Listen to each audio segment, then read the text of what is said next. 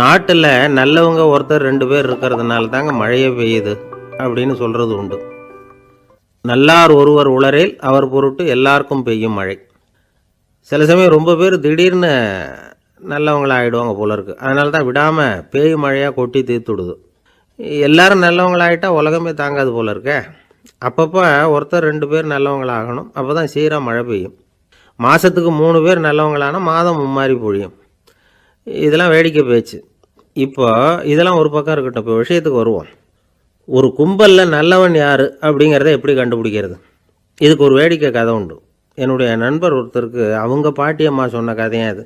அது என்ன கதைன்னா, ஒரு ஊரில் ஒரு சமயம் பலமான மழை பெய்ய ஆரம்பிச்சுட்டு தான். இடி மின்னல் ரொம்ப கடுமையாக இருந்திருக்குது. ஆரம்பித்த மழை வர வர கடுமையாக ஆகிட்டு இருக்குதே தவிர நிற்கிற பாடாக தெரியல. ஊர் ஜனங்கள்லாம் பார்த்தாங்க. இதுக்கு மேலேயும் வீட்டு உள்ளே இருந்தால் ஆபத்துங்கிறத புரிஞ்சுக்கிட்டாங்க.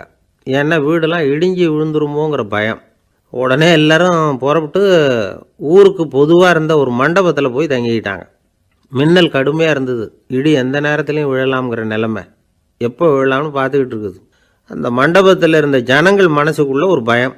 நம்ம கூட்டத்தில் யாராவது ஒரு கெட்டவன் பாவம் பண்ணவன் இருந்தால் கூட இடி இந்த மண்டபத்தில் விழுந்துடும். அது எல்லாருக்கும் ஆபத்து அப்படின்னு நினச்சாங்க. சரி, இதுக்கு என்ன பண்ணலாம் அப்படின்னு யோசனை பண்ணாங்க. அந்த கூட்டத்தில் ஒரு பெரியவர் இருந்தார். அவர் ஒரு யோசனை சொன்னார். இதை பாருங்கள், அதுக்கு ஒரு வழி இருக்குது. அதோ எதிர்த்தாப்பில் கொஞ்சம் தூரத்தில் ஒரு உயரமாக மரம் ஒன்று இருக்குது பாருங்கள். பொதுவாக இடி சுலபமாக விழறது அது மாதிரி உயரமான மரத்தில் தான். நம்ம கூட்டத்தில் இருக்கிறவங்க எல்லாரும் ஒவ்வொருத்தராக போய் அந்த மரத்தை தொட்டு விட்டு திரும்பி வந்துடணும். நம்மள பாவம் பண்ணவன் யாரோ அவன் அந்த மரத்தை தொடுற சமயத்தில் இடி விழுந்துடும். அவன் மட்டும் போயிடுவான். மண்டபத்தில் இருக்கிற நாமெல்லாம் பொழைச்சிக்கலாம் அப்படின்னு ஐடியா கொடுத்தார் அந்த பெரியவர். இது நல்ல யோசனையாக பட்டது. எல்லாரும் ஒத்துக்கிட்டாங்க. ஒவ்வொருத்தராக போய் அந்த மரத்தை தொட்டு விட்டு திரும்பி வந்தாங்க. இடி எதுவும் விழலை. இன்னமும் பாவம் பண்ண ஆசாமி அதை போய் தொடலை போல இருக்குது அப்படின்னு நினச்சிக்கிட்டாங்க. ஒவ்வொருத்தராக போகிறாங்க. எல்லாரும் போய் தொட்டு விட்டு வந்தாச்சு. இன்னும் ஒரே ஒரு ஆசாமி தான் பாக்கி. கடைசியாக இருந்த அந்த ஆள் பயந்துட்டான். இது வரைக்கும் இடி விழலைன்னா இப்போ என்ன அர்த்தம்? இப்போ நாம் தான் பாக்கி, நாம் தான் தப்பு பண்ண ஆள் போல் இருக்குது அப்படின்னு நினச்சிட்டான். அதனால் துணிச்சலாக போய் தொடுறதுக்கு பயந்தான். தயங்கிக்கிட்டே இருந்தான். இருந்தாலும் மற்றவங்கள்லாம் சும்மா இருப்பாங்களா? கட்டாயப்படுத்தி கழுத்தை பிடிச்சி தள்ளாத குறையா அவனை தள்ளி விட்டாங்க. போய் தொட்டுட்டு வாடான்னு. அவன் நடுங்கிக்கிட்டே போய் அந்த மரத்தை தொட்டான். அதே வினாடி ஒரு பயங்கரமான மின்னல் இடி விழுந்துட்டுது. எங்கே விழுந்தது தெரியுமா? அந்த ஆள் மேலே இல்லை, மண்டபத்தில் விழுந்தது. மண்டபத்தில் இருந்தவங்க பூரா காலி. அந்த ஒரு ஆள் மட்டும் பொழைச்சிக்கிட்டான். இந்த ஒரு ஆளை காப்பாற்றுறதுக்காக தான் இடி மண்டபத்தில் விழாமல் இருந்திருக்குது. இதுதான் கதை. அதனால் நல்லவங்க எப்படியும் தப்பிச்சுக்குவாங்க அப்படிங்கிறது ஒரு நீதி. ஒருத்தன் அப்படி தான் தெருவில் நடந்து போய்கிட்டு இருந்தான். ரொம்ப நல்லவன். எதிரில் ஒருத்தன் சைக்கிளில் வந்துக்கிட்டு இருந்தான். அதில் மோதி இவன் கீழே விழுந்துட்டான். சைக்கிள்காரன் உடனே இறங்கி இவனை தூக்கி விட்டான். இவன் எழுந்திரிச்சு அவனை முறைச்சி பார்த்தான். அப்படி பார்க்காதீங்க சார், நீங்கள் ரொம்ப புண்ணியம் பண்ணியிருக்கீங்க, அதுதான் இப்போ சைக்கிளில் மோதிக்கிட்டீங்க அப்படின்றான். என்ன அப்படி சொல்கிறேன் நான்? இவன் 10 நிமிஷத்துக்கு முன்னாடி நான் லாரி ஓட்டிகிட்டு வந்தேன், அப்போ நீங்கள் எதிரில் வந்திருந்தீங்கன்னா என்ன ஆயிருக்கும் அப்படின்னானா அவன்.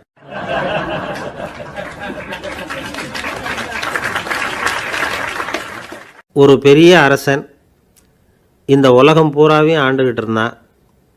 ரொம்ப காலம் அப்படி அரசாட்சி பண்ணிக்கிட்டு இருந்தான். திடீர்னு அவனுக்கும் சில எதிரிகள் முளைச்சாங்க. அவங்கெல்லாம் ஒன்று சேர்ந்து இவனை தோற்கடிச்சுட்டாங்க. தோற்று போனதும் இவனுக்கு பயம் வந்துட்டுது. எங்கே எதிரிகள் நம்ம கொண்டுடுவாங்களோ அப்படின்னு. வெளியில் வந்தால் தனக்கு ஆபத்துன்னு பயந்துக்கிட்டு யாருக்கும் தெரியாமல் ஒரு குகைக்குள்ளே போய் பதுங்கி கிடக்கிறான். நிலைமையை பாருங்கள். முதல் நாள் அரண்மனையில் அதிகாரம் பண்ணிக்கிட்டு இருந்தவன் மறுநாள் குகையில் பயந்து போய் பதுங்கி கிடக்கிறான். ராத்திரி நேரம் வந்தது. பசி வயத்தை கிள்ளுது. பிச்சை எடுத்து சாப்பிட வேண்டிய நிலைமை. பிச்சை எடுக்கிறதுக்கு பாத்திரம் வேணுமே, என்ன பண்ணுறது அப்படின்னு அங்கேயும் இங்கேயும் பார்க்குறான். ஒரு மூலையில் யாரோ விட்டுட்டு போன ஒரு ஓடு கிடக்குது. அதை எடுத்துக்கிட்டு புறப்பட்டான். இருட்டில் வழி புரியல.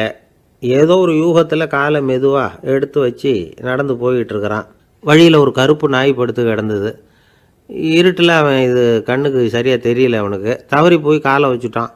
அது மேலே நாய் சும்மா இருக்குமா, வள்ளுன்னு விழுந்து கடிச்சு விட்டுது. காலை பார்க்குறான். காலத்தையும் நினச்சி பார்க்குறான். அரண்மனையில் வீரக்கழல் அணிந்த காலை உடைய மன்னா அப்படின்னு புகழ்வாங்களே புலவர்கள்லாம். ஆனால் அது இன்றைக்கி நாய் கடித்த காலம் ஆகிட்டுதே அப்படின்னு நினைக்கிறான்.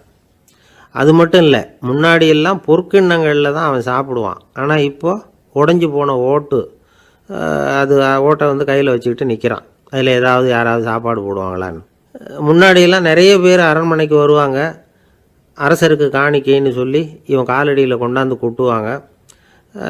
அப்போல்லாம் இவன் அந்த ஜனங்களுடைய முகத்தை திரும்பி கூட பார்க்கறதில்ல, ரொம்ப கர்வமாக உட்காந்துருப்பான். அதே ஆள் இன்றைக்கி எல்லார் கண்ணுலேயும் படுறது மாதிரி பிச்சை எடுத்துக்கிட்டு இருக்கிறான். அப்போலாம் காணிக்கைகளை வந்து தன்னுடைய கையால் வாங்கிறது தனக்கு கௌரவ குறைச்சல்னு நினச்சி தன்னுடைய வேலைக்காரங்களை விட்டு தான் அதை வாங்க சொல்லுவான். இப்போ பார்த்திங்கன்னா அவனே தன் கையாலேயே பிச்சை வாங்குறான்.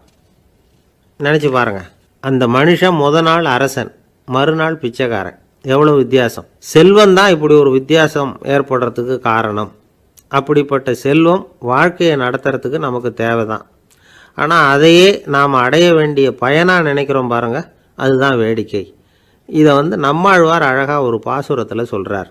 ஒரு நாயகமாய் ஓட உலகுடன் ஆண்டவர், கருணாய் கவர்ந்த காலர், சிதைகிய பானையர், பெருநாடு காண இம்மையிலே பிச்சைதாம் கொள்வர், திருநாரணன் தாழ் காலம் பெற சிந்தித்து உய்மினோ அப்படிங்கிறார் நம்மாழ்வார். ஒரு பெரிய பணக்காரர் ஒரு துறவிகிட்ட போய், சாமி என்கிட்ட நிறைய பணம் இருக்குது, இருந்தாலும் நிம்மதி இல்லை, என்னால் நிம்மதியாக இருக்க முடியல, என்ன காரணம்னு கேட்டாராம். உடனே அந்த துறவி இதுக்கு நேரடியாக பதில் சொல்லாமல் பக்கத்தில் நின்றுக்கிட்டு இருந்த ஒரு குழந்தைய கூப்பிட்டார். அது ஓடியாந்தது. ஒரு ஆப்பிள் பழத்தை எடுத்து அது கையில் கொடுத்தார். அதை வாங்கிக்கிட்டு குழந்தை சிரிச்சுது. இன்னொரு பழத்தை எடுத்து கொடுத்தார். அதை இன்னொரு கையில் வாங்கிட்டு சிரிச்சுது. மூணாவது ஆப்பிள் எடுத்து கொடுத்தார். 2 பழத்தையும் நெஞ்சில் அணைச்சிக்கிட்டு 3வது பழத்தையும் வாங்கிறதுக்கு முயற்சி பண்ணிச்சு. ஆனால் அது உடனே நழுவி கீழே விழுந்து உருண்டு ஓடிச்சு. ஏற்கனவே இருந்ததும் விழுந்துட்டுது. இப்போ அந்த குழந்தை அழ ஆரம்பிச்சுட்டுது. இப்போ அந்த துறவி பணக்காரர்கிட்ட சொன்னாராம், குழந்தைய கவனிச்சியா, 2 ஆப்பிள் போதும்னு அது நினச்சிருந்தா இப்போ அது அழ வேண்டிய அவசியம் வந்திருக்குமா அப்படின்னாராம். எதுவுமே அளவுக்கு மிஞ்சினா துன்பந்தான். இந்த காலத்தில் இதெல்லாம் யார் காதில் வாங்குறாங்க? ஒருத்தனை நல்ல வழிக்கு கொண்டு வரணும்னு நினச்சி அவனை கூப்பிட்டு உட்கார வச்சு இந்த கதையை சொல்லிகிட்டு இருந்தாங்க. சொல்லிவிட்டு அந்த குழந்தை செஞ்சது தப்பு தானே அப்படின்னு கேட்டிருக்கிறாங்க. ஆமாம், தப்பு தான், நானாக இருந்தால் அப்படி செஞ்சுருக்க மாட்டேன் நானா இவன். 2 பழமே போதும்னு சொல்லியிருப்பியா அப்படின்னு கேட்டிருக்காங்க. அப்படி இல்லைங்க, அவர் கொடுக்க கொடுக்க ஒவ்வொரு பழமாக வாங்கி பின்னாடி வச்சுட்டு மறுபடியும் கையை நீட்டுவேன் அப்படிங்கிறானா. இவெல்லாம் எந்த காலத்தில் திருந்துறது?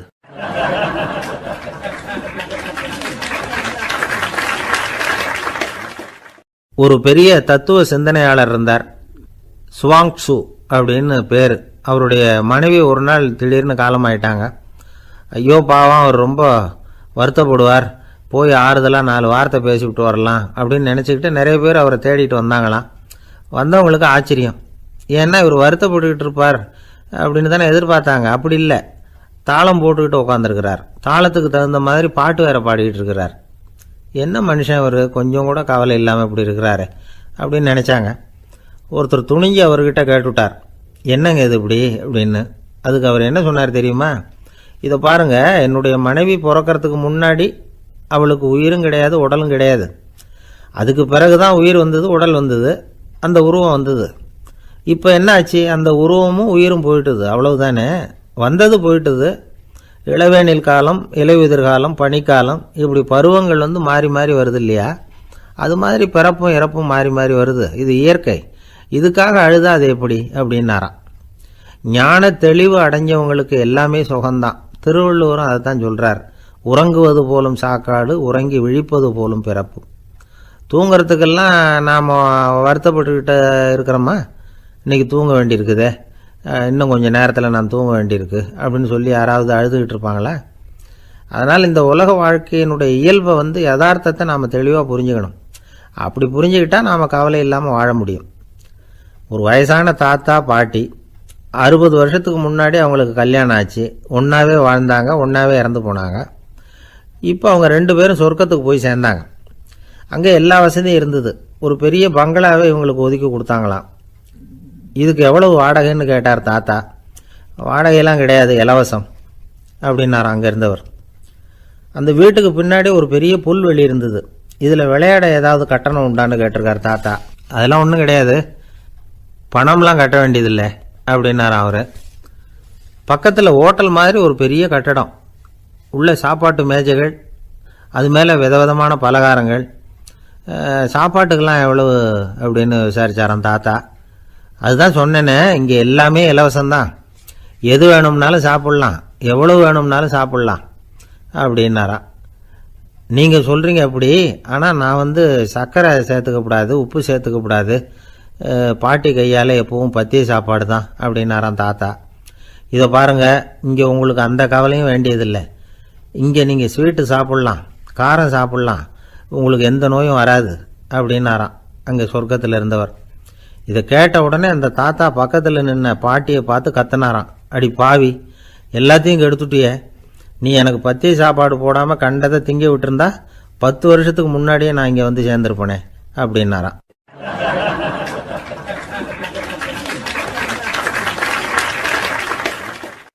ஒரு நாள் ஒரு 10-15 பள்ளிக்கூடத்து பிள்ளைங்க தேடிட்டு வந்தாங்க. உங்களை பார்த்துட்டு தான் போகணும், அதுக்காக தான் வந்திருக்கோம்னாங்க. என்ன விஷயம்னு கேட்டோம். நாங்கள்லாம் கூடி ஒரு முடிவு பண்ணியிருக்கிறோம், அதை உங்கள்கிட்ட சொல்லணும் அப்படின்னாங்க. அதுவும் ஒரு வாண்டு பையன் அதை சொன்னான். என்ன முடிவு அது அப்படின்னு கேட்டோம் ரொம்ப ஆர்வமாக. அதை இப்போ சொல்ல மாட்டோம், எங்களுக்கு பிடிக்கிற மாதிரி ஏதாவது ஒரு தகவல் சொன்னால் அதுக்கப்புறம் நாங்கள் அதை சொல்கிறோம் அப்படின்னா அந்த வாண்டு பையன். சரி, சின்ன பையன்கிட்ட இன்றைக்கி வசமாக மாட்டிக்கிட்டோம் அப்படின்னு நினச்சிக்கிட்டு அவங்களுக்கு தகுந்த மாதிரி ஒரு கதை சொல்ல ஆரம்பித்தோம். அது என்ன கதைன்னா, ஒரு பெரிய காடு, அதில் பலவிதமான மிருகங்கள்.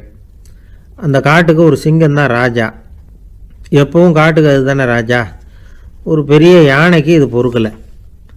என்ன இது, எப்போ பார்த்தாலும் இங்கே சிங்கத்துக்கே ராஜா பதவி கிடைக்கிது, நான்லாம் எவ்வளவு பலசாலியாக இருக்கிறேன், அப்படி இருந்தும் எனக்கு அந்த பதவி கிடைக்கலையே அப்படின்னு தனக்குள்ளே பொறுமிக்கிட்டே இருந்தது. ராஜா பதவியை நினச்சி ரொம்ப ஏக்கம், அதுக்கு பதவி மோகம். இந்த சமயம் பார்த்து ஒரு குள்ள நரி கூட்டம் அதை தேடிட்டு வந்தது. ஐயா பெரியவங்களே, நீங்கள் இந்த காட்டுக்கு ராஜாவாக இருக்க ஆசைப்படுறீங்க, அதில் ஒன்றும் தப்பு இல்லை. ஆனால் அதுக்கு முன்னாடி நீங்கள் எங்கள் கூட்டத்துக்கு கொஞ்ச நாள் தலைவராக இருங்க, அதாவது ராஜாவாக இருங்களேன், உங்களுக்கும் ஒரு ட்ரைனிங் கிடைச்சது மாதிரி இருக்கும் அப்படின்னு சொல்லியிருக்குது இந்த கூட்டம், குள்ளநெறி கூட்டம். இதை கேட்ட உடனே யானைக்கு ரொம்ப சந்தோஷம் தாங்கலை. அதுதான் எப்போன்னு பதவிக்காக காத்துக்கிட்டு இருக்குதே. இருந்தாலும் கொஞ்சம் பிகுவோட, சரி நீங்கள்லாம் இவ்வளோ தூரம் என்னை தேடிட்டு வந்து கேட்கறதுனால மறுக்க முடியல அப்படின்னு ரொம்ப ஏதோ அவளுக்கு சிரமப்பட்டு ஒத்துக்கிறது மாதிரி ஒத்துக்கிட்டது. ஏதோ உங்கள் ஆசைக்கு கட்டுப்படுறேன், கொஞ்ச நாள் உங்கள் கூட்டத்துக்கு ராஜாவாக இருக்கிறதுக்கு சம்மதிக்கிறேன் அப்படின்னுது. உடனே அந்த யானை ராஜ நடை போட ஆரம்பிச்சிட்டுது. யானை சாதாரணமாக நடந்தாவே எப்படி இருக்குங்கிறது நமக்கு தெரியும். அதுவே ராஜ நடை நடந்தால் எப்படி இருக்கும் கற்பனை பண்ணி பாருங்கள்.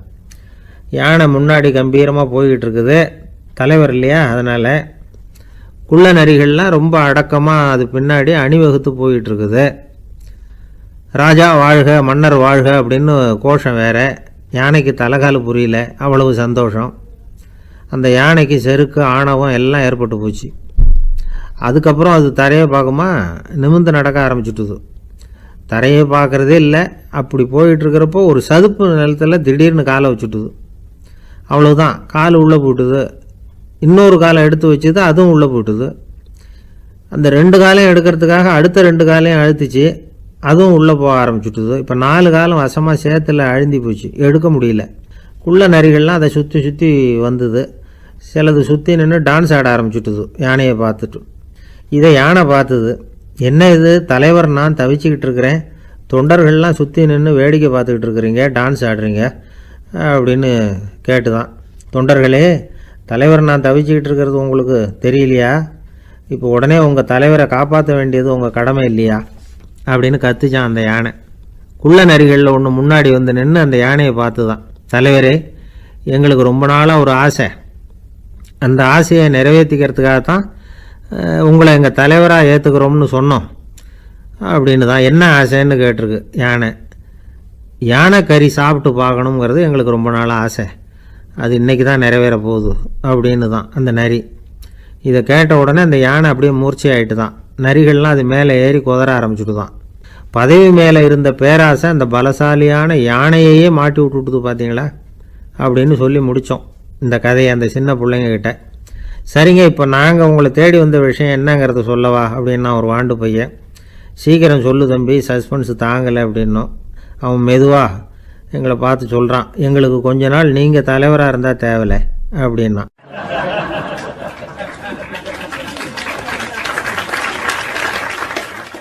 ஒரு காட்டில் ஒரு முனிவர் இருந்தார். ஒரு நாள் அவரை தேடிட்டு 4 பேர் வந்தாங்க. சுவாமி, எங்களுக்கு ரொம்ப நாளாக ஒரு சந்தேகம்னாங்க. என்னன்னு கேட்டார். இந்த உலகத்தில் எவ்வளவோ காரியங்கள் நடக்குது, எது நியாயம் எது அநியாயம் அப்படின்னு புரிஞ்சிக்க முடியலன்னாங்க. அது யாராலையும் புரிஞ்சிக்க முடியாதுன்னார் முனிவர். வந்தவங்களுக்கு ஆச்சரியமாக போச்சு, ஒரு மாதிரியாக பார்த்தாங்க. இதை முனிவர் கவனிச்சார். சரி, புறப்படுங்க என்னோடன்னார். எங்கன்னு கேட்டாங்க.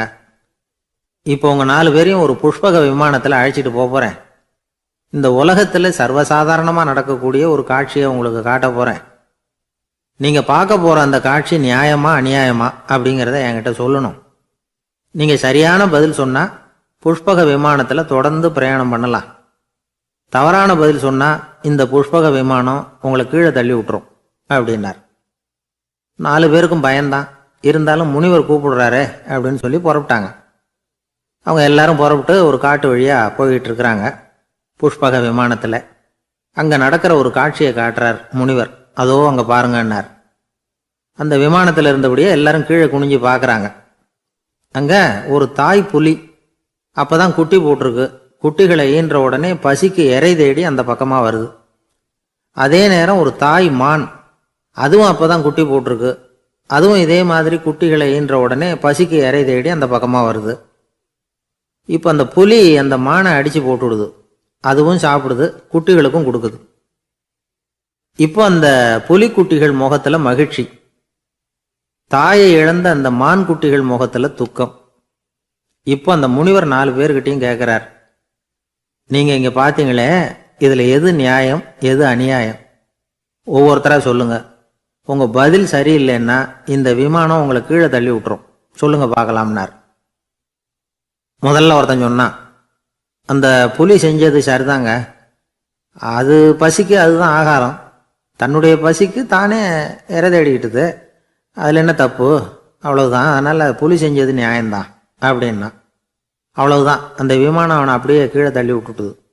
அதனால் அவன் கொடுத்த பதில் சரியில்லை அப்படிங்கிறது புரிஞ்சு போச்சு.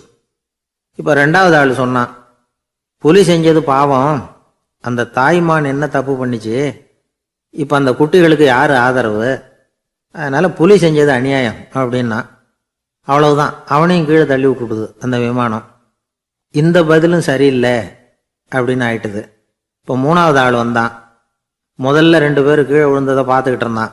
அதனால் அவன் சொன்னான், ரெண்டுமே நியாயம்தாங்க.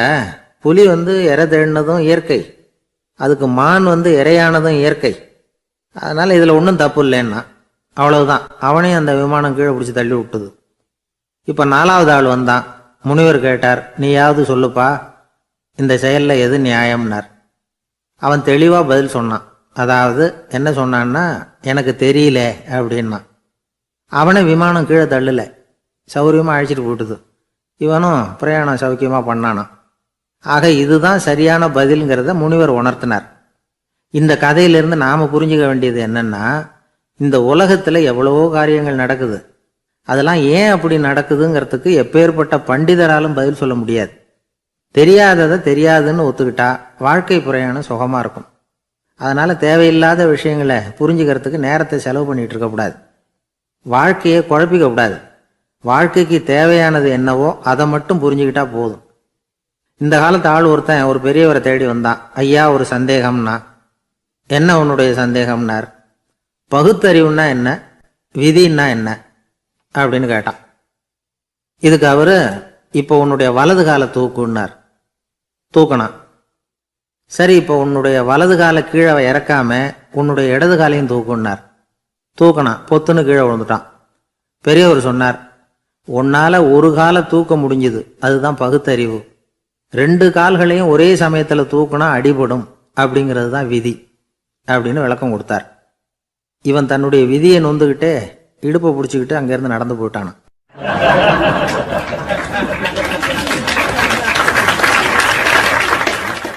ஒரு ஊரில் ஒரு கோயில் இருந்தது.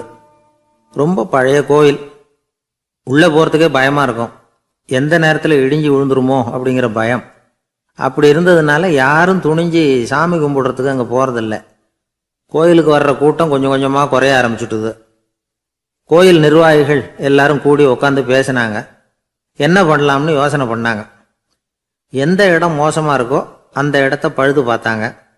அங்கே எங்கே வர்ணத்தை பூசி கொஞ்சம் அழகுபடுத்தி பார்த்தாங்க. ஏதோ இந்த ஊரில் கோயில்னு ஒன்று இருக்குது, அது மக்களுக்கு தெரியணும் அப்படிங்கிறதுக்காகத்தான் இப்படிலாம் பண்ணாங்க. இருந்தாலும் கோவில் இருக்கிற நிலைமை மக்களுக்கு தெரியும், அதனால் அங்கே வர்றது குறைச்சிக்கிட்டாங்க அவங்க. ஒரு கட்டத்தில் யாருமே வர்றதில்லை, நிலைமை அந்த அளவுக்கு ஆயிட்டுது. மறுபடியும் கோவில் நிர்வாகிகள் கூட்டம் நடந்தது. இந்த கூட்டம் கூட கோயிலுக்கு உள்ளே நடக்கலை, இடிஞ்சு விழுந்துருமோங்கிற பயம். அதனால் வெளியில் தான் உட்காந்து கூட்டத்தை நடத்தினாங்க. ஏன்னா உள்ளே போகிறதுக்கு அவங்களுக்கும் துணிச்சல் கிடையாது, எந்த நேரமும் விழுந்துரும் போல் இருந்தது அது. அது வழியாக போகிறவங்க கூட வேகமாக அந்த இடத்த கடந்து போக ஆரம்பிச்சிட்டாங்க. கோவில் நிர்வாகிகள் வெளியில் உட்காந்து கூட்டம் போட்டாங்க இல்லையா, அந்த கூட்டத்தில் 4 தீர்மானங்களை நிறைவேற்றினாங்க. அது என்ன 4 தீர்மானம்னா, முதல் தீர்மானம், இந்த கோவிலை இடிப்பது அப்படிங்கிற முடிவை இந்த கமிட்டி மிகவும் வருத்தத்துடன் ஏற்றுக்கொள்ளுகிறது அப்படின்னு நிறைவேற்றினாங்க. இதுக்கு பதிலாக இன்னொரு கோவிலை உடனடியாக கட்டி முடிச்சுடணுங்கிறது 2வது தீர்மானம். 3வது தீர்மானம் என்ன தெரியுமா, பழைய கோவிலின் கதவுகள், அதிலிருந்து பிரித்து எடுக்கிற செங்கல், இதையே புது கோவில் கட்டுவதற்கு பயன்படுத்தி கொள்ள வேண்டியது. பழைய கோவில் இருந்த மாதிரியே அதே வடிவத்தில் புது கோவிலையும் கட்ட வேண்டியது. பழைய கோவிலின் அஸ்திவாரத்தை அப்படியே வச்சுக்கிட்டு அதுக்கு மேலே நாம் கோவிலை கட்டிக்க வேண்டியது. இதுதான் 3வது தீர்மானம். இதையும் கமிட்டி முழு மனசோடு ஏற்றுக்கிட்டது. இது வரைக்கும் சரி. இப்போ அந்த கமிட்டி 4வதாக ஒரு முக்கியமான தீர்மானத்தை கொண்டுகிட்டு வந்து அதையும் ஏகமனதாக நிறைவேற்றி விட்டது. அது என்ன தீர்மானம்னா, புதிய கோவில் கட்டி முடிக்கிற வரைக்கும் பழைய கோவிலை இடிக்கிறதில்லை அப்படிங்கிற தீர்மானம். எப்படி இருக்குது பாருங்க இது. பழசை இடிக்காத வரையில் அதே இடத்துல புதுசாக எப்படி கட்ட முடியும்? பல விஷயங்களில் நாம் நடந்துக்கிற முறையும் இப்படி தான் இருக்குதான். வாழ்க்கையில் முன்னேறணும்னு ஆசைப்படுவோம், அதே நேரத்தில் அந்த முன்னேற்றத்துக்கு எது தடையாக இருக்கோ அதை விட்டு விடுறதுக்கும் மனசு வராது. வெளிநாட்டில் ஒரு பெரிய விருந்து நடந்துக்கிட்டு இருந்துதான். எல்லாரும் மது கோப்பையும் கையுமா அலைஞ்சிக்கிட்டு இருக்கிறாங்க. ஒருத்தர் மட்டும் கையில் எதுவும் இல்லாமல் ரொம்ப நல்ல பிள்ளையா சாதுவா ஒரு ஓரமாக தனியாக உட்காந்துருக்கிறார். அவர்கிட்ட நெருங்கி வாங்க மது சாப்பிட்லாம் அப்படின்னு கூப்பிட்டாங்களாம். என்னை வற்புறுத்தாதீங்க, நான் என் மனசுக்குள்ளே உறுதியாக தீர்மானம் பண்ணிவிட்டேன் அப்படின்னாராம். என்ன தீர்மானம் பண்ணியிருக்கீங்க அப்படின்னு கேட்டிருக்காங்க. ஏற்கனவே முழு போதையில் இருக்கும் பொழுது மறுபடியும் மது கோப்பையை தொடரதில்லை அப்படின்னு தீர்மானம் பண்ணியிருக்கேன் அப்படின்னாராம்.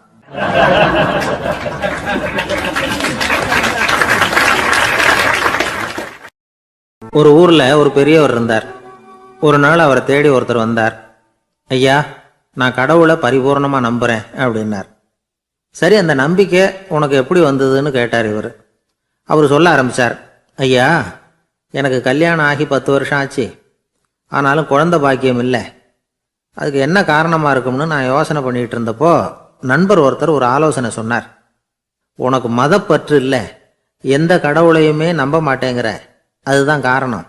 கடவுளை நம்பு, உனக்கு குழந்தை பாக்கியம் கிடைக்கும் அப்படின்னார். அவர் அப்படி சொன்னாரே தவிர எனக்கு சந்தேகம்தான். இருந்தாலும் அவர் சொன்னபடியும் நடந்து தான் பார்ப்போமே அப்படின்னு முடிவு பண்ணேன். கடவுளை நம்ப ஆரம்பித்தேன். அந்த வருஷமே அழகான ஆண் குழந்தை பிறந்தது. எல்லாம் இறைவன் அருள் அப்படின்னார். இவர் இப்படி சொன்னதை கேட்டதும் அந்த பெரியவர் சொன்னார், நீ சொல்கிறதெல்லாம் சரிதான், இருந்தாலும் இந்த காலத்தில் எந்த ஒரு காரியமாக இருந்தாலும் அதை சோதனை செஞ்சு பார்த்துட்டு தான் ஒரு முடிவுக்கு வந்து சேர முடியும். அறிவுபூர்வமான முடிவு அதுவாக தான் இருக்கும்.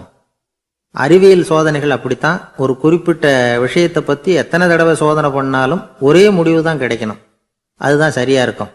அதனால் இப்போ மறுபடியும் ஒரு சோதனைன்னார். என்ன செய்யணும் அப்படின்னு கேட்டார் இவர். கடவுள்கிட்ட ஒரு பெண் குழந்தை வேணும்னு கேளு. முதல்ல ஆண் குழந்தையை கொடுத்தது மாதிரியே இப்போ ஒரு பெண் குழந்தையையும் கொடுக்குறாரா பார்க்கலாம் அப்படின்னார். சரின்னு சொல்லி இவர் அதே மாதிரி முயற்சி பண்ணினார். அதுக்கப்புறம் அவர் இந்த பெரியவர்கிட்ட வரவே இல்லை. கொஞ்ச காலம் கழித்து இவரே அவரை தேடிக்கிட்டு போய் கதவை தட்டினார். அவர் கதவை திறந்தார். என்ன ஆச்சு, கடவுள் கண் திறந்தாரா அப்படின்னு கேட்டார்.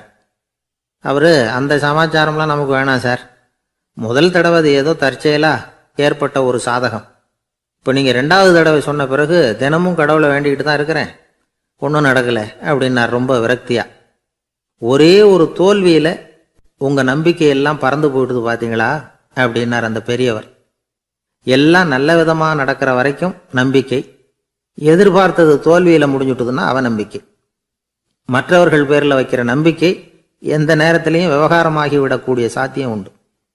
நாம் நம்பிக்கை வைக்க வேண்டியது நம்ம கிட்ட தான், நமக்குள்ளே இருக்கிறார் கடவுள். எனவே நம்ம பேரில் நாம் வைக்கிற நம்பிக்கை தான் உண்மையான கடவுள் பக்தி. நிபந்தனையற்ற நம்பிக்கையாக அது இருக்கணும். எல்லாம் நல்லபடியாக நடந்துக்கிட்டு இருந்தால் எந்த முட்டாளுக்கும் நம்பிக்கை வரத்தான் செய்யும் அப்படிங்கிறது ஒரு பெரியவர் கருத்து. தியானத்தின் மூலமாக தான் உனக்குள்ள ஆழமாக தோண்டுனா உன்னுடைய அடி ஆழத்தில் நம்பிக்கை அப்படி ஊற்றெடுக்கும், அதை பார்க்க முடியும் அப்படிங்கிறது பெரியவர்கள் சிந்தனை. ஒரு குழந்தை அப்பாவை பார்த்து என்னப்பா பண்ணுறேன்னு கேட்டுதான். பிரார்த்தனை பண்ணிகிட்டு இருக்கிறேன்னாராம் அப்பா. பிரார்த்தனை பண்ணுனா என்ன கிடைக்கும் அப்படின்னு கேட்டுதான் குழந்தை.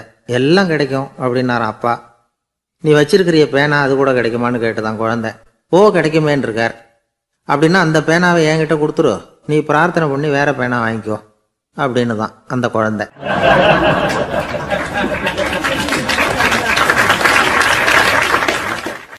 ஒரு ஊர்ல ஒரு குரு இருந்தார், ஜென் குரு.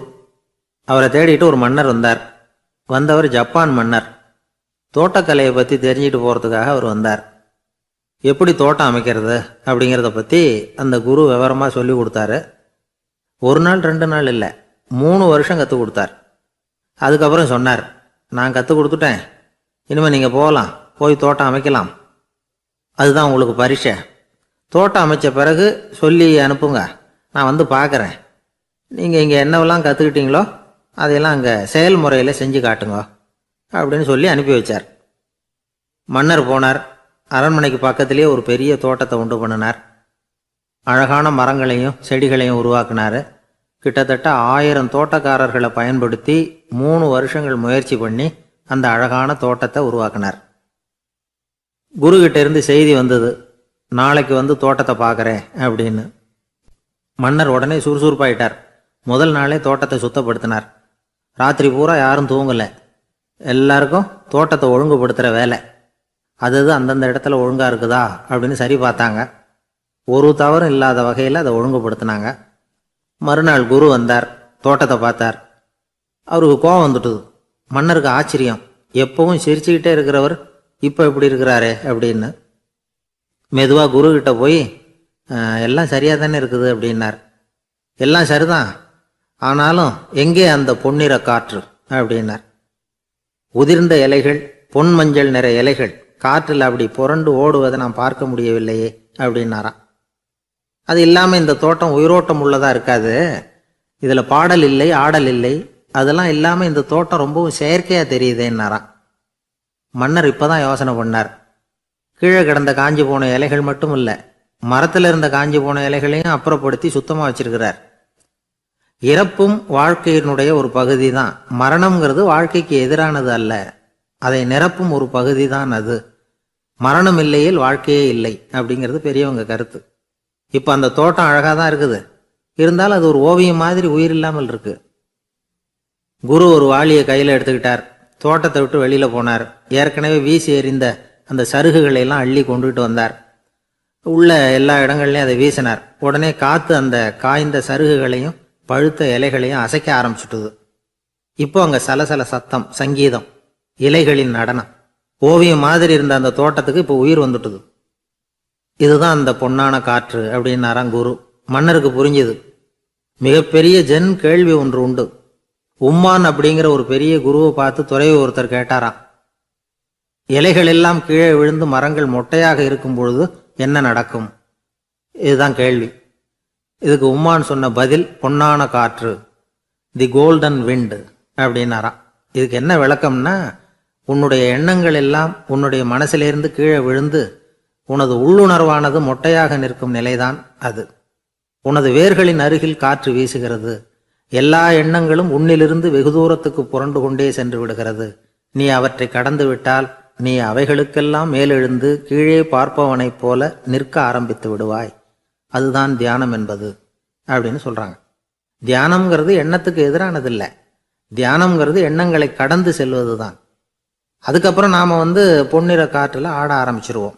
இதுதான் பெரியவர்கள் சொல்றது. என்கிட்ட ஒருத்தர் வந்து தோட்டம் அமைக்கணும்னு யோசனை கேட்டு வந்தார். எல்லாம் சொல்லி கொடுத்தேன். செடிகள்லாம் செழிப்பாக வளரணும்னா வேர் காயாமல் பார்த்துக்குங்க, தினமும் தண்ணி விடுங்க அப்படின்னு சொல்லி அனுப்பி வச்சேன். 1 மாதம் கழிச்சு அவர் தோட்டத்தை பார்க்கறதுக்காக போனேன். போய் பார்த்தா எல்லா செடியும் வாடி கிடக்குது. என்னங்க இப்படி பண்ணிவிட்டீங்கன்னு. நீங்கள் சொன்னபடி தான் செஞ்சேன்னார். என்ன செஞ்சீங்கன்னு கேட்டேன்.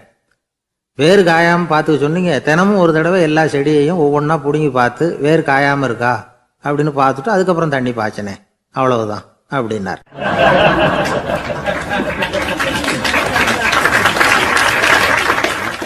ஒரு வயசான பாட்டியின் தாத்தாவும் ஒரு பூங்காவில் உட்காந்து பேசிக்கிட்டு இருக்கிறாங்க. அவங்களுக்கு கல்யாணம் ஆகி 53 வருஷம் ஆச்சு. பிள்ளைங்கள்லாம் படித்து பெரிய பெரிய வேலையில் இருக்கிறாங்க. பேரன் பேத்திகளும் நல்ல நிலைமையில் இருக்கிறாங்க. இந்த தாத்தாவும் பாட்டியும் சிரித்து பேசிக்கிட்டு இருந்ததை ஒரு பெரியவர் பார்த்தார். அவருக்கு ஆச்சரியமாக இருந்தது. இந்த வயசுலேயும் இவ்வளவு அந்யோன்யமாக இவங்க பேசிக்கிட்டு இருக்கிறாங்களே அப்படின்னு நினச்சார். சரி, நேரிலேயே கேட்டுருவோமே அப்படின்னு நினச்சிக்கிட்டு கிட்ட போனார். உங்கள் மன வாழ்க்கையின் வெற்றிக்கான ரகசியம் என்ன அப்படின்னு கேட்டார். இதை கேட்டதும் அந்த தாத்தா சிரிச்சுக்கிட்டே பாட்டியை பார்த்தாராம். அதுக்கப்புறம் சொன்னாராம், நான் இந்த அம்மாவை கல்யாணம் பண்ணிக்கிட்டதுக்கும் எங்களுடைய இல்வாழ்க்கை இவ்வளவு நாளாக பலம் குறையாமல் மகிழ்ச்சியாக இருக்கிறதுக்கும் காரணம் ஒன்று தான். அது என்ன காரணம்னா, எங்களுக்கு இடையில பொதுவாக நிறைய குறைகள் உண்டு, அதுதான் காரணம் அப்படின்னாராம். அவர் சொல்கிறது சரிதான் அப்படிங்கிறது மாதிரியே அந்த பாட்டியும் அவரை நிமிர்ந்து பார்த்தாங்களாம். இந்த பெரியவர் மறுபடியும் அந்த பாட்டியை பார்த்து அதே கேள்வியை கேட்டிருக்கார். உங்களுடைய நீண்டகால மன வாழ்க்கைக்கு கிடைச்ச வெற்றி எதனாலேன்னு சொல்ல முடியுமா அப்படின்னு கேட்டாராம். அவங்களும் சிரிச்சுக்கிட்டே பதில் சொன்னாங்களாம். என்ன பதில் தெரியுமா? சில பேரை நாம் குறிப்பிட்ட பண்புகளுக்காக நேசிக்கிறோம், வேற சிலரை நாம் அந்த பண்புகள் இல்லாத குறைகளுக்காகவே விரும்பி பழகிறோம் இல்லையா அப்படின்னு கேட்டுவிட்டு தலையை குனிஞ்சுக்கிட்டாங்களாம் அந்த பாட்டியம்மா. அவங்க அப்படி சொன்னதை கேட்டதும் இவருக்கு புதுசாக ஞானம் பிறந்தது மாதிரி இருந்துதான். இதுதான் மனம் நிறைந்த மன வாழ்க்கை அப்படிங்கிறார் சுவாமி சின்மயானந்தர். பண்புகளை எப்படி நேசிக்க முடியுதோ அதே மாதிரி பண்புகள் இல்லாத குறைகளையும் நேசிக்க முடியும். மனசு தான் காரணம். ஒரு மேல்நாட்டு தம்பதி, அவங்களும் தாத்தா பாட்டி தான். அவங்க 2 பேரும் ஒரு பூங்காவில் உட்காந்து சிரித்து பேசிக்கிட்டு இருக்கிறாங்க. அதை ஒருத்தர் பார்த்தார். அவருக்கு ஆச்சரியம், இவ்வளவு காலம் ஆகி இந்த வயசுலேயும் இப்படி அன்பாக பேசிக்கிட்டு இருக்கிறாங்களே அப்படிங்கிற ஆச்சரியம். கிட்ட நெருங்கி போனார். கேட்டார், ஏன் தாத்தா உங்களுக்கு கல்யாணம் ஆகி எவ்வளோ வருஷம் ஆச்சுன்னார். 55 வருஷம் ஆச்சுன்னாராம் அவர். இன்னமும் இவ்வளவு சந்தோஷமாக இருக்கிறீங்களே, அதுக்கு என்ன காரணம்னு கேட்டிருக்கார். அதுக்கு என்ன காரணம்னா, இது வரைக்கும் எங்களுக்குள்ள சண்டையே வந்ததில்லை அப்படின்னாராம். அது எப்படி முடியும்னு கேட்டிருக்கார் இவர் ஆச்சரியமா. அந்த தாத்தா சொல்ல ஆரம்பிச்சாராம், பாருப்பா, எங்களுக்கு கல்யாணம் ஆன புதுசில் நானும் என்னுடைய மனைவியும் ஒரு குதிரை மேலே ஏறி ஒரு காட்டு வழியாக போய்கிட்டு இருந்தோம். கொஞ்சம் தூரம் போனதும் அந்த குதிரை எடக்கு பண்ணிச்சு. நான் உடனே கீழே இறங்கி அந்த குதிரையை பார்த்து, இது உனக்கு முதல் தடவை அப்படின்னு மிரட்டலாக சொல்லிவிட்டு ஏறி உக்காந்தேன். மறுபடியும் போனோம். கொஞ்சம் தூரம் குதிரை நல்லபடியாக நடந்து போச்சு. மறுபடியும் எடக்கு பண்ண ஆரம்பிச்சுட்டுது. நான் கீழே இறங்கினேன். கையில் இருந்த சாட்டையால் ஓங்கி ஒரு அடி கொடுத்தேன். இது உனக்கு 2வது தடவை அப்படின்னு சொல்லிவிட்டு ஏறி உக்காந்தேன். மறுபடியும் குதிரை கொஞ்சம் தூரம் நல்ல விதமாக நடந்து போச்சு. அப்புறமும் எடக்கு பண்ண ஆரம்பிச்சுட்டுது. அந்த சமயத்தில் ஒரு ஆற்று பாலத்தை கடந்து போய்கிட்டு இருக்கிறோம். நான் கீழே இறங்கினேன். என்னுடைய மனைவியையும் கீழே இறங்க சொன்னேன். அந்த குதிரையை பிடிச்சி அப்படியே ஆற்றுல தள்ளி விட்டுட்டேன்.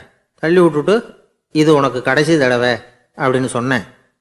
அதை பார்த்ததும் என் மனைவி பதறி போயிட்டாங்க. போய், ஐயோ பாவம், என்ன இப்படி பண்ணிவிட்டீங்க, உங்களுக்கு மனசில் கொஞ்சம் கூட இறக்கமே இல்லையா அப்படின்னாங்க. நான் மெதுவாக இவங்க பக்கம் திரும்பி, இது உனக்கு முதல் தடவை அப்படின்னேன். அவ்வளவுதான், அன்னையிலேருந்து இன்னைய வரைக்கும் ஒரு நாள் கூட எங்களுக்குள்ள சண்டையே வந்ததில்லை அப்படின்னு விளக்கம் கொடுத்தார் அந்த தாத்தா.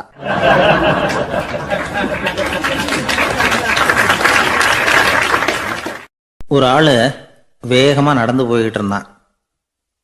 அவன் வேகமாக நடக்கிறதுக்கு காரணம் வெயில் காலம், காலில் செருப்பு இல்லை, மணல் பாதை, அதுதான் வேகம்.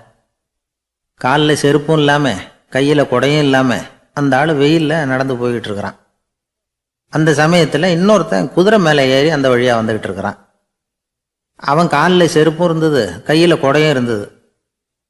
நடந்து போய்கிட்டு இருந்தவன் அந்த குதிரை ஆசாமியை பார்த்து கேட்டான், ஐயா, நீங்களோ குதிரை மேலே உட்காந்துக்கிட்டு போய்கிட்டு இருக்கிறீங்க. அப்படி இருக்கிறப்போ உங்களுக்கு அந்த செருப்பு என்னத்துக்கு? அதை எனக்கு கொடுத்து உதவலாமே அப்படின்னா. குதிரை மேலே உட்காந்துருந்தவன் யோசனை பண்ணி பார்த்தான். இவன் சொல்கிறது நியாயம்தானே அப்படின்னு சொல்லி தன்னுடைய செருப்பை கழட்டி அந்த வழிப்போக்கனுக்கு கொடுத்துட்டான். ரொம்ப நல்லதுங்க அப்படின்னு சொல்லி இவன் அதை வாங்கி காலில் மாட்டிக்கிட்டான். அதுக்கப்புறம் மறுபடியும் இவன் ஆரம்பித்தான். ஐயா, நீங்கள் குதிரையில் போகிறதுனால போக வேண்டிய இடத்துக்கு வேகமாக போய் சேர்ந்துருவீங்க. அதனால் உங்கள் கையில் அந்த குடை என்னத்துக்கு? நான் நடந்து போயிட்டுருக்கிறவன், ரொம்ப நேரம் நடக்க வேண்டியிருக்கும் இந்த வெயிலில். அதனால் அந்த குடையையும் எனக்கு கொடுங்களேன் அப்படின்னா. குதிரை வீரன் யோசனை பண்ணி பார்த்தான். இதுவும் நியாயம்தானே அப்படின்னு அவனுக்கு தோணுச்சு. உடனே இறக்கப்பட்டு தன் காலில் இருந்த செருப்பை கொடுத்தது மாதிரியே தன் கையில் இருந்த குடையையும் இவங்கிட்ட கொடுத்துட்டான். அதுக்கப்புறம் அவன் நிம்மதியாக புறப்பட்டான். இப்போ மறுபடியும் கை தட்டி அவனை நிறுத்தினான். கீழே நின்றுட்டு இருந்தவன், என்னப்பா ஏன் என்ன நிறுத்தினேன், இன்னும் ஏதாவது வேணுமா உனக்கு அப்படின்னா குதிரையில் இருந்தவன். இவன் மெதுவாக வாயை திறந்து அந்த குதிரையையும் என்கிட்ட கொடுத்துருங்களேன்னா. அந்த குதிரை வீரன் இப்போ ஒரு கணம் யோசனை பண்ணி பார்த்தான். உடனே என்ன பண்ணான் தெரியுமா? தன்கிட்ட இருந்த குதிரை சவுக்கை எடுத்தான். குதிரை சவுக்கால் அந்த ஆளை வாங்குன்னு வீசி தள்ளிவிட்டான். இவ்வளவு சவுக்கடியும் வாங்கிக்கிட்டு இந்த ஆள் என்ன பண்ணான் தெரியுமா? சிரிக்கிறான். அடி வாங்கிட்டு யாராவது சிரிப்பாங்களா? குதிரை வீரனுக்கு ஒன்றும் புரியல. என்னப்பா அது, ஏன் இப்படி அடி வாங்கிட்டு இப்படி சிரிக்கிறியே அப்படின்னு கேட்டான். இப்போ அந்த வழிப்போக்கன் சொல்கிறான், ஐயா, நான் இப்படி சிரிக்கிறதுக்கு காரணம் இருக்கு. இப்படி குதிரை கேட்டு உங்ககிட்ட அடி வாங்கலைன்னு வச்சுக்கோங்க, என் உயிர் உள்ள வரைக்கும் மனசில் ஒரு தவிப்பு இருந்துக்கிட்டே இருக்கும். செருப்பையும் கொடையையும் கேட்ட உடனே கொடுத்தவன் குதிரையையும் கேட்டிருந்தா கொடுத்துருப்பானோ அப்படிங்கிற பேராசையில் ஏங்கிக்கிட்டே இருந்திருப்பேன். இப்போ உங்ககிட்ட அடி வாங்கின பிறகு என்னுடைய அந்த சந்தேகம் தீர்ந்து போச்சு. என்னுடைய ஆசைக்கு எல்லை எது அப்படிங்கிறத எனக்கு புரிஞ்சுட்டுது அப்படின்னு சொல்லிவிட்டு அவன் நடக்க ஆரம்பிச்சுட்டானான். ஆசைக்கும் எல்லை உண்டு அப்படிங்கிறத விளக்கறதுக்காக வாரியார் சுவாமிகள் சொல்கிற கதை இது. இந்த காலத்துலேயும் ஒருத்தன் அது மாதிரி கொடை செருப்போட குதிரையில் போய்கிட்டு இருந்தான். எதிரில் நடந்து வந்தவன், ஐயா உங்கள் கொடையை எனக்கு கொடுங்களேன்னு கேட்டான். உடனே அவன் குதிரையிலேருந்து கீழே குதிச்சு அவனை சாட்டையால் அடிக்க ஆரம்பிச்சிட்டான். இன்னொருத்தர் அந்த வழியாக வந்தவர் இதை பார்த்தார். ஏன்பா அவன் கேட்டான், உன்னால் முடியலன்னா இல்லைன்னு சொல்லிட வேண்டியது தானே, அதுக்காக ஏன் இப்படி அவனை போட்டு அடிக்கிறேன்னு கேட்டார். உங்களுக்கு விவரம் புரியாது சார், காலம் ரொம்ப கெட்டு போச்சு. கேட்டதை கொடுத்தேன்னு வச்சுக்கோங்க, இந்த குதிரையே என்னோடது, அவன் திருடிக்கிட்டு போகிறான் அப்படின்னு என் பேரில் புகார் கொடுக்க ஆரம்பிச்சிருவான் சார் அப்படின்னா. அது எப்படி அவ்வளோ உறுதியாக சொல்கிறேன்னு கேட்டார் அவர். ஏற்கனவே அது மாதிரி ஒருத்தன் பேரில் புகார் கொடுத்துட்டு தான் இந்த குதிரையை நான் தள்ளிட்டு வந்துக்கிட்டு இருக்கிறேன் அப்படின்னார்.